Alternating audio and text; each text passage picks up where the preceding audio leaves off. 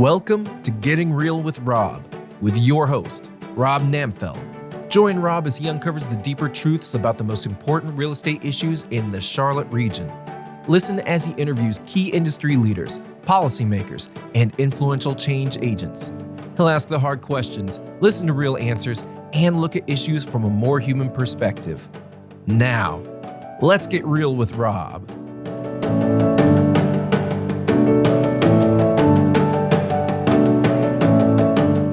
Hello, and welcome to Getting Real with Rob. Today we have two very special guests, Mayor Pro-Tem Danté Anderson from the City of Charlotte, and Councilmember Marjorie Molina, also from the City of Charlotte. Welcome. Thank you. Thank you. Thanks for coming in today. Well, today we hope to get to know a little bit about you, perhaps some of the things that listeners don't already know about you, your background, some of your education and work experience, but also there was a recent council budget retreat that occurred. Talk about some of the priorities that came out of that, some of the things that you would like to accomplish also in the coming year, and find out a little bit about what our members can do to support some of your efforts on the council level as well.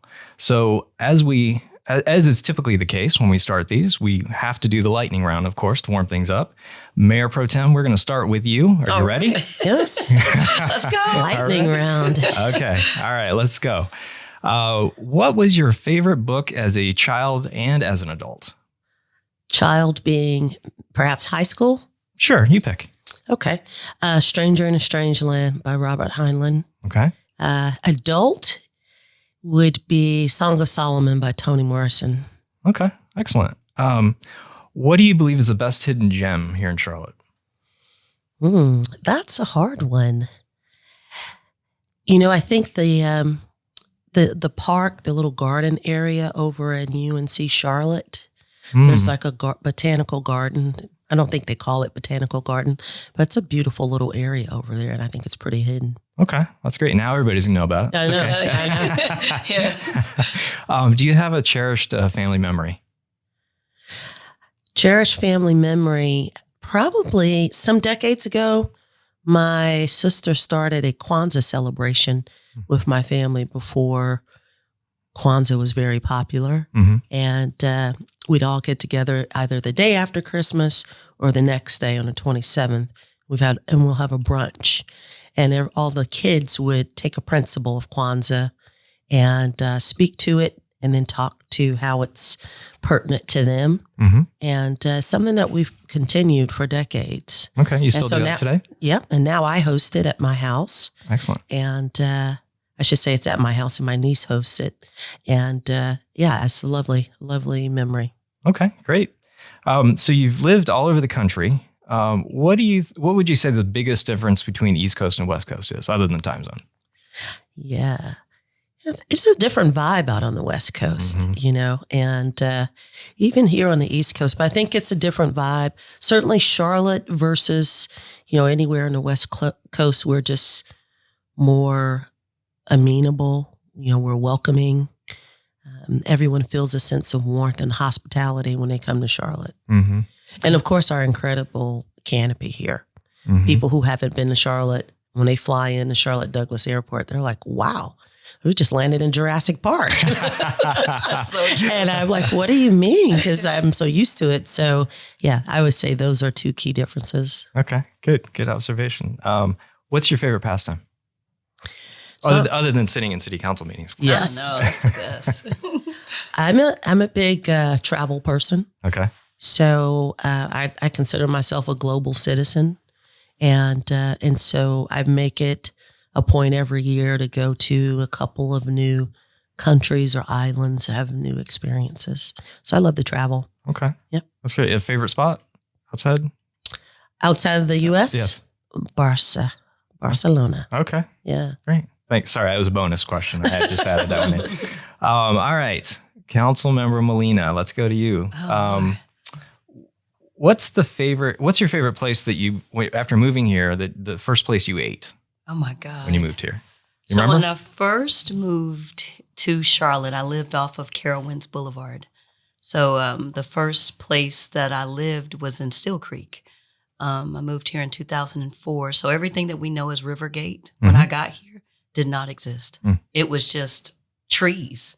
And I remember when I bought my first house down there was nowhere to go and shop or anything like that. So I spent a lot of time on South Boulevard, because that was, in 2004-ish, that was like the international piece of corridor where you can go and get food from different places, namely representative of Latin America.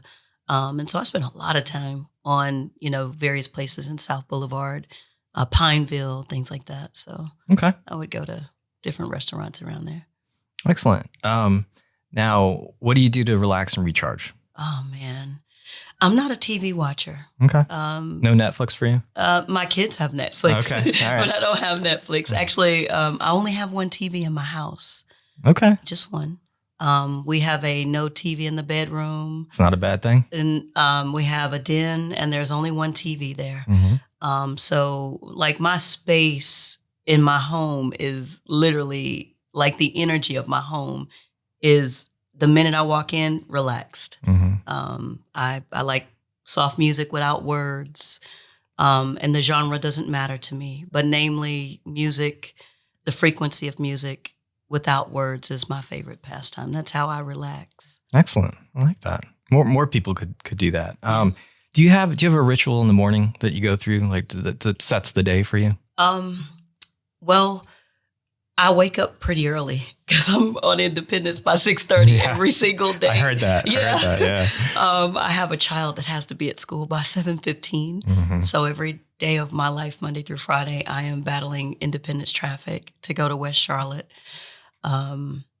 But before I can do that, I have to let sleep shake off of me, right? Like, there's no way I could wander to my car and be prepared for Independence traffic on a dime. Nobody could. Listen, Yep. It takes waking up, making sure that I'm awake and I'm prepared to, take on that. So I just take a moment to wake up, wash my face, cold water, but my day is moving pretty fast, right? Okay. A lot of that is like, get up, we got to go, hurry up. It is not like a relaxed energy. It's literally like, all right, it's 6:25. Yeah. We need to be on the road or we're going to be late. And that's like, so it's more of a pace that's faster than I would like. I would love for it to be like, I wake up and I do yoga. No, some days I'm screaming at my child that we're going to be late. I don't want to know what you're screaming.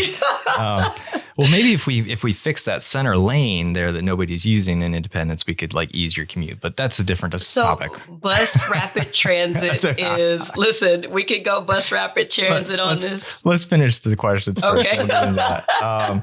So what's a bigger celebration, Christmas or your birthday? Oh, definitely Christmas. Mm-hmm. Yeah. Okay. Christmas is actually, I decorate for Christmas in October. I'm one of those people.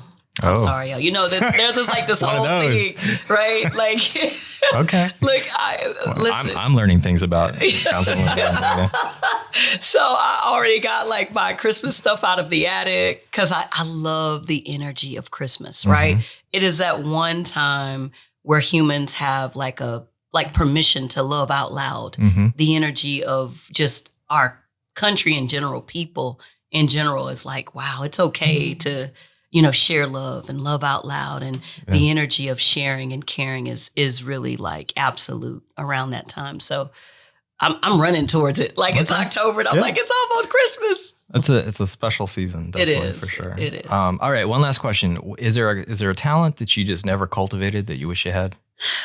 I feel like we all have something like that, but. Well, when I was in school, in middle and high school, I played an instrument the entire time. And the instrument that I started with was the flute. And I ended playing the saxophone. So I can read music. I actually love music. But I never really cultivated it beyond high school. So I was in, the marching band all 4 years, and I kind of touched it a little bit, but not really put emphasis on it afterwards. It's, so now I just enjoy listening to other people who make music without words. Okay, good. Yeah. Well, you've reminded me. I want to go back and learn the piano again. So thank you for that. Okay, let's jump into some questions for both of you now that we've kind of warmed things up with the lightning round. You've both been on council for about the same amount of time. which was kind of weird because you served a year as a term and then you had to go back and go for re-election, right? So to a full term. Right. But this is a great moment for us to clarify this because there's been some misinformation. Mm-hmm. So our last term that we served was a 15-month term. Mm-hmm. That was set by the General Assembly, as everyone knows, who ran for office, and everyone who was in office, they were anxiously awaiting for that election to come about, right?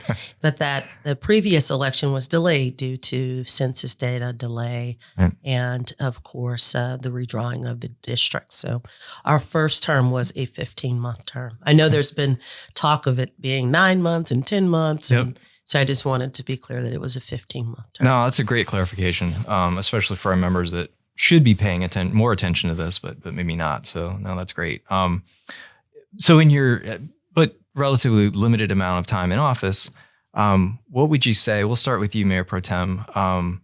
What's your assessment of kind of your time there so far? Like how are things running? Like how would you improve things, or what do you think that's working? I know it's a big question, but you gave the heart. Why didn't you give that to Marjorie? You got this. That's why we made you Mayor Pro Tem. Come on, let's go. I was gonna ask Marjorie what her favorite color is next, so then we'll bounce back to you. Softball. Okay. Sure. Well, I think one of the best things about Charlotte is, we do have 3 municipal governing bodies. A lot of cities and towns only have one, and city council being one of 3. And the work of council is really the hard services for the city to keep the city going from an economic development perspective, and create the ecosystem for jobs and housing, employment, transportation. And of course, we control all of the services as it relates to civil servants like CMPD and fire, except for Medic. Medic is not under the purview of council. Mm-hmm. And so I think we have a very well-run city. I will say that. Prior coming into council and now being on the other side of the table, I think the city is ran pretty well. And it's pretty easy for us to sort of be myopic about what's going on here and not look at what other cities are doing. But we have the opportunity to go to conferences like National League of Cities and other opportunities to have a touch point with public servants in other cities around the country. Mm-hmm. And Charlotte is at the top. They hold us at a very high regard. Mm-hmm. So we are a pretty well-ran city. AAA credit rating. We nurture and take care of that. That's fantastic. The council has the benefit of having some experience on it. But I think one of the things that we could do moving forward, and part of the reason that I ran, is that I thought that there was some opportunity to have other skills at the table to get to a better solution. And so with my background in corporate America, I've spent over 25 years in corporate America, and having that level of insight into Fortune 100, Fortune 200 companies, running large budgets, developing jobs, nurturing jobs, standing up businesses in spaces within the United States and other countries, I thought that was a skill set that we needed for the 15th largest city in the country to continue to grow and thrive. Mm-hmm. So I think that we need unique skill sets that may or may not be present on council. Okay. Well, and speaking of unique skill sets, let's turn it to Councilmember Molina. And I should have mentioned this early on. Mayor Pro Tem is from the 1st District of Charlotte, and Councilmember Molina is the 5th District. Correct. And the 5th District is basically East Charlotte-ish, and the 1st District is sort of slightly northeast, but inner, kind of butting up against Cotswold and Dilworth. And is that about right? Mm-hmm. Yes. And I wanted to see how you were going to describe the first district because it is very difficult to describe. Yeah. But we go as far north as the Hidden Valley and Derrida communities that were just recently brought into District 1. Correct. And then District 1 goes as far down south as, slightly past Woodlawn and Madison Park. So I share parts of Madison Park. But the neighborhoods like Noda and Dilworth and parts of Uptown, I have parts of the East Side, Plaza Midwood, Plaza Shamrock, First Ward and Second Ward Uptown. These are all neighborhoods that are a part of District 1. Okay. And East Charlotte actually touches Matthews, Mint Hill, 45, the Cabarrus County line. So we have a lot of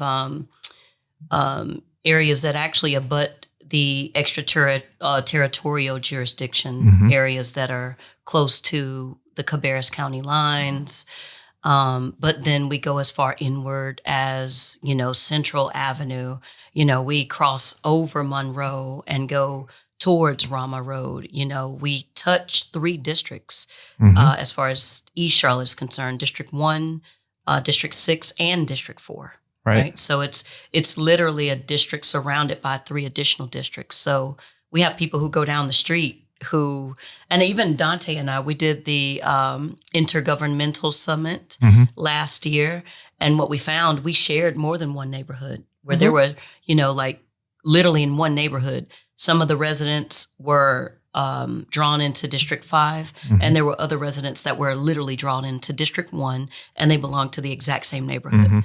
So I mean, this is complicated for a resident. So, at best, us working together to say that, we were representing the East Side, and those overlaps were great. So I think I actually live in one of those neighborhoods right on the edge. I'm right on the edge of 5 and 6. You do? Yeah, because I'm in Cotswolds, right in that area. Yeah. But we were going to go down kind of the road of unique talents and such. You received your master's degree right as you were campaigning for council, right? I did. And let's not even talk about how many degrees Mayor Pro-Tem has. But don't even mention her degrees with mine. I just my wife's got way more degrees than I do. Right? So, but let's talk about kind of some of your skill set a little bit and kind of what brought you to council. Well, when I moved to Charlotte, I worked for a bank. The largest part of full disclosure, I am a millennial, but I call myself a geriatric millennial because, once you turn 40, you can't say anything. I think you're grown and got kids and stuff. So, but when I did actually move to Charlotte, I worked for Citibank, and I worked there for nearly a decade. I worked in literally every city or everything they offer, auto, credit cards, I've done risk mitigation, all kind of different things. But when I came, I was much younger. Life was much different. But I started getting active right away, getting to know the neighborhoods, volunteering. That's always been kind of that thing of interest to me. And I started to get to know, the communities and things like that. This will actually make my 20th year in Charlotte. Wow. And so, I'd already chosen the family route. We'd already had children and things of that nature. So our roots were set. We started businesses. I actually decided to go back to school recently, within the last 3 to 4 years. And, I worked on campaigns, helping other people get elected. During my undergraduate studies, I actually lived in Washington, D.C., and I was an honors student. I was in an honors program for public policy. It was a Capital Scholar program. So I worked at a Nobel Peace Prize winning international nonprofit, working on international policy. I've managed campaigns at the local, state, congressional levels. I managed a presidential campaign office here, but never really with the sight that I wanted to sit in the seat. And I know that sounds like an oxymoron, but I didn't see myself being a person to hold the office. I really wanted to be a part of what I felt at that time, the solution, by making sure that we had good people in the offices. But when the seat for my district came open, people started to seek me out. Like, Marjorie, you should consider this. You should do this. And I'm like, I'm in grad school. Like, I was literally in the middle of like graduate school at UNC Charlotte. I was in the Belk College of Business finishing my master's degree. And so concurrently, I'm finishing my master's degree and running for office. And when I won the primary elections, it was literally 4 days after my graduation. That's right. So I graduated, and then 4 days later, I won the primary election. And man, I was crawling. I was so triumphant because I was tired. Like, I was so tired, but it was an amazing journey, and I'm glad I did it. That's good. Well, we're glad to have you on the council. So let's talk about some of the business. You just had the council budget retreat, which is an annual thing. Mayor Pro Tem, what were some of the? And I had an opportunity to watch some of that online. But bless you. I can neither confirm or deny that it was helping with my sleep deprivation. So what came out of that in terms of priorities? I mean, 2 or 3 main priorities you think are really your focus for the next year? Sure. As a council. Yeah. Well, the first thing I want to say is that the retreat was actually highly successful. Okay. Good. I would agree with that. Both council members and staff members said this is the best retreat we've had in years, which is great. So it was a consensus building. No one stormed out of the room. That's a start. There was nothing thrown across tables. It's a little different than recent council meetings last year. I mean, yeah. So, and we really sort of crystallized on a few things. The first is we already have our priorities set. And the last term, we lifted up 3 priorities that we wanted to add additional visibility to. One is workforce planning. Yep. The other one is addressing the digital divide and digital inclusion. And the third one was adding small business, cultivating small businesses here in Charlotte. We were doing all 3 of those things, but not with the level of energy that we believe was needed. So we lifted those up and to include them in our additional priorities. So this time during the retreat, we just agreed that those priorities are still our priorities. And what we did this year is we wanted to get laser focus on what those objectives are under each of our priorities and how we would measure those. Okay. Because, some of these priorities are huge. Workforce development, what does that mean? For example. Yeah. Like, what does that mean? Yeah. How do we know that we're gaining traction, right? And we can talk about it and we can have discourse around it and put some energy here and there, but how are we going to hold ourselves accountable? And the way that we decided to do that is to introduce metrics. So a subset of metrics for each of our priorities. And then we wanted to hone in on 5 objectives for each priority that we will then in turn create a scorecard, a balanced scorecard that council can speak to on a regular cadence and the public can see as well. And so that we're not spending time on things that are green and they're in flight, excellent. We got the right work behind it. But we want to be able to double click on those things that are yellow, and in particular, those things are red. Okay. Right. And so that's one of the things one of the major things that came out of the 2.5 day experience. Okay. Great. And go ahead. No, I just want to add an absent enterprise resource planning. So an ERP system, for an example, is an information and technology tool that a lot of large corporations, consider the fact that the city of Charlotte is a major corporation. We have 9,000 employees. We have 14 various different departments, and we have a $3.3 billion budget to manage. And that doesn't include any general funds, the water, the airport. Those are separate and apart. That is not, a part of the budget that we actually access and make decisions around. So I want to leave that part there. But I just want to add that, a lot of the deliverables that we discussed in that retreat, they had parallels. So if we were looking at this from a digital perspective, it would be what you call a swim lane, where there is something that has to do with this, deliverable that can kind of concurrently happen here. And I'm trying to make sure I paint the picture correctly, but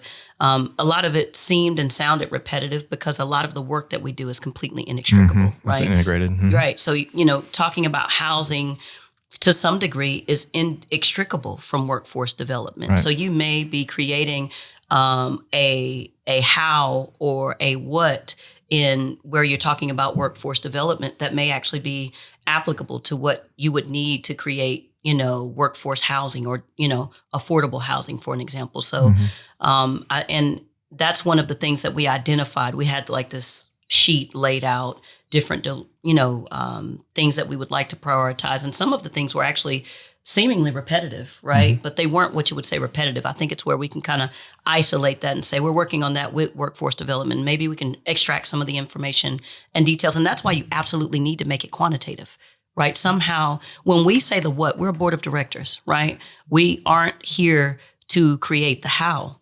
That's why we have 9,000 employees, right? So we create the what, and then we depend on staff to work concurrently with us to instruct us on the how, right? And so, now with this newer council and some of the skill sets that are at the table, bringing quantitative information to this table is something that, I think myself and even Mayor Pro-Tem Anderson feels that it's very important to make it a metric so that we know what we're doing and what we can improve on and how we can better improve on it based on, what we're actually achieving or not.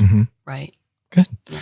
Well, in our time remaining, I'd like to know maybe one individual priority you might have. I know something that you have, Councilmember Molina, might have to do with kind of the east side and sort of the growth out there and infrastructure and things like that, as well as you, Mayor Pro Tem, in terms of running the doing your part as you run the council or District 1 priority, and also what our members, remember Rebic is the realtors, the home builders, commercial folks, pretty much anybody that touches real estate in the Charlotte area, what we can do to better communicate, be part of the things that you're trying to accomplish, where there's integration in terms of our priorities.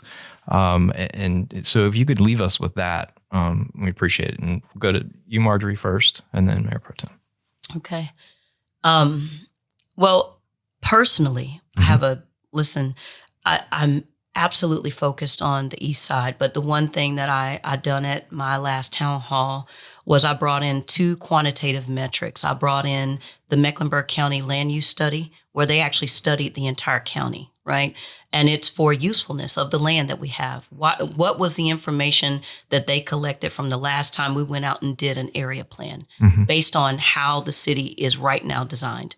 And what I try to instruct the community members now is that you are in a time where you're going to be the person that decides how the city continues to grow by what you actually bring to the table. But right now, based on the instruction that we have from past area planning, I know about East Charlotte, everything from demographics around, why business is designed and come. They like to be proximate to highways, right? And we don't have many highways in East Charlotte. So it leaves us at a disadvantage for, let's say, attracting a big job like a Centene. Centene won't come to East Charlotte unless it goes out by 485, because that's literally the only major highway that touches the 28 precincts and 127,000 people that I represent as an East Charlotte representative. But then separate and apart for that, we had another tool that I'm a fan of that you can extract everything from neighborhood data to the average age of the community members to how much they earn to where they were. I mean, it's just, what I've done is basically had a picture painted of where we are right now in real time. And now I'm working with staff to hopefully create a pilot. Actually, cat's out the bag. I'm working on a pilot. And if I can build it to scale, then we can use it across the city. And it would be a quantitative plan where we could use East Side, the East Charlotte residents and community as a catalyst because they are severely underserved. We are severely underserved. And it's a quantitative statement that I'm making. This isn't suggestive. I have the numbers to prove it, right? And so how do we then take and serve the community better based on the resources and information that we have. And so one of the primary concerns that I have is workforce development, right? The average income for a resident of East Charlotte is dismal.